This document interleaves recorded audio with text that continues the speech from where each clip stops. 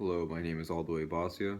This is English 315 Business and Professional Writing final project, third and final part of the three-part final project, the 8 to 10 minute video of the presentation. My topic was on how to improve the overall process at work, so let's just dive right into it.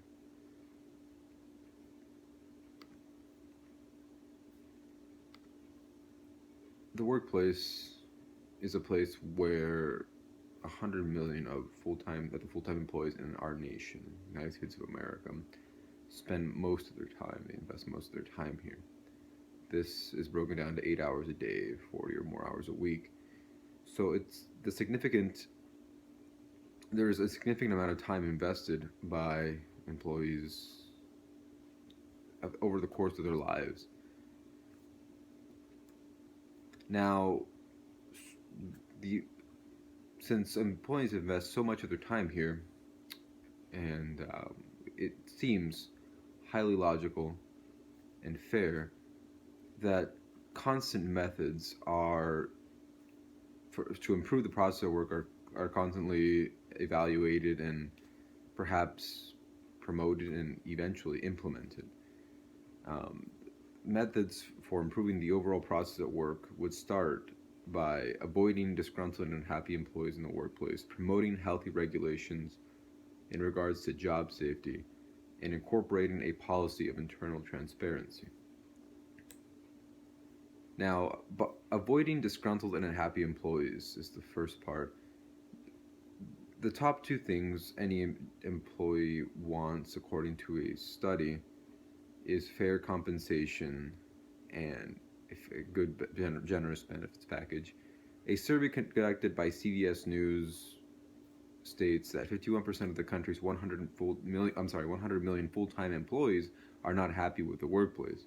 That's a staggering number. It's over 50%, more than half. Um, Basically, most feel that their needs are not being met at work, and ways to meet the needs of the employees would be straightforward competitive compensation and generous benefit packages. Those are the top two things on any potential candidates' job prospects issues on the top of on the top of their list that they see when evaluating a potential job offer. So compensation and benefits. I mean, when it comes to compensation, most workers we speak with who are willing to put their resumes in play are motivated by a bigger paycheck. And a benefits package a generous benefits package is essential for attracting and retaining top talent, and 60% of people report that benefits and perks are a major factor in considering whether to accept a job offer. So that's more than half of workers then who consider a generous benefit package important, and a great, again, compensation is the number one thing when it comes to deciding whether to take a job or not. So by giving fair compensation and providing generous benefits package, we could avoid disgruntled employees and in turn motivate the employees more to accomplish individual goals, and as a result it accomplishes the team goal, the overall goal of the company, quarterly or yearly, and in turn we improve the process at work. Next, we have job safety. We have the Occupational Safety and Health Administration, which was created in 1970 as a result of the Occupational Safety and Health Act. Now, while following regulation and complying with federal regulation and demonstrating to employees that the management team and the executive personnel care about the well-being of the workers, the best way to, I believe, to distribute the information would be classes during work hours, and classes also lead to intergroup interaction.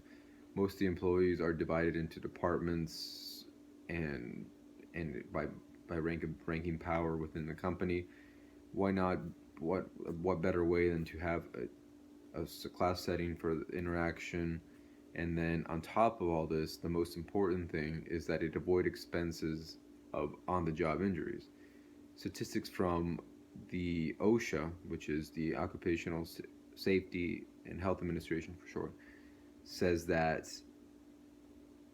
in each year, approximately 6,000 employees in this country die from workplace injuries, while another 50,000 die from illnesses caused by exposure to workplace hazards. In addition, 6 million workers suffer non fatal workplace injuries and at an annual cost to U.S. businesses of more than $125 billion. Effective job safety and health add value to the workplace and help reduce worker injuries and illnesses. So, injuries at work can be pretty costly. Um, so, by promoting and motivating employees to seek safer methods at work, we also show them that we do care, the well-being, which we hope to do, and we comply with the federal law, and most importantly, avoid expenses of job injuries, which in any business, as we may know, the overall goal is to eliminate costs, reduce costs, and increase profits. Finally, we have internal transparency. A great example of this is Google. Google is one of the world's most sought out companies for employment by job seekers. Um, an example of their policy is by evaluating an open and transparent company culture, Google teaches its employees that it believes them to be trustworthy and have good judgment. That in turn empowers them. Having more information also gives each employee more context, which helps them to do their own jobs more efficiently. So build trust. The employees by implementing internal transparency policies which promote internal transparency, the employees would see that overall we would trust them, and they would feel, again, as the quote says from the Google report, it would empower them to more like a team setting than an individual setting as well, and in turn they would perform better, and in turn overall is if each individual performs better by reaching his or her goals, the overall goals of the company are met, and reach success overall. By by improving all these processes at work, the individual performance improves, and thus boosting the company as a whole. And we would meet all quarterly and yearly goals, which in turn means success for the organization.